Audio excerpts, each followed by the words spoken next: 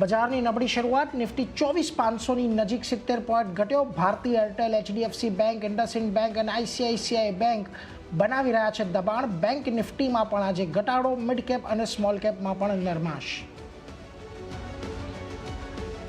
સતત ત્રીજા દિવસે ડિફેન્સ શેરોમાં દબાણ, ઇન્ડેક્સ લગભગ 0.5% ઘટ્યો. Bharat Dynamics, Garden Reach, Solara Industries, Mazagon Dock ડિફેન્સમાં 1.5% થી 2% ઘટ્યા, જ્યારે ફાર્મા, IT અને કેપિટલ ગુડ્સમાં પણ દબાણ.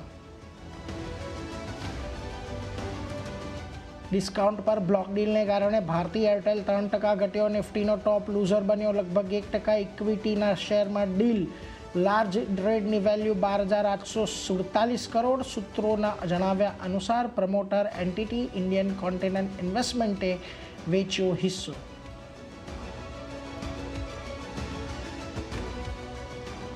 સારા પરિણામોને કારણે LIC અને મેક્સ ફાઇનાન્શિયલ્સ 3 થી 5% વધ્યા. બંને ફ્યુચર્સના ટોપ ગેનરમાં સામેલ.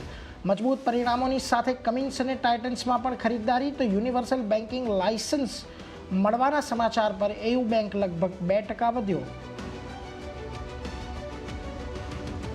MSCIના ઓગસ્ટ રિવ્યુમાં વિશાલ મેગામાર્ટ, સ્વિગી, હિતાચી એનર્જી સહિત 15 શેર્સની થશે એન્ટ્રી. ત્યાં જ BDL, ઇઝી ટ્રીપ અને જૈન ઇરિગેશન સહિત 6 શેર્સ ઇન્ડેક્સમાંથી થશે બહાર. આજે આવશે નિફ્ટીમાં SBI, ટાટા મોટર્સ, ગ્રાસિમના પરિણામ. SBIનો નફો ઘટવાનું અનુમાન, નેટ ઇન્ટરેસ્ટ માર્જિનમાં પણ ઘટાડો શક્ય.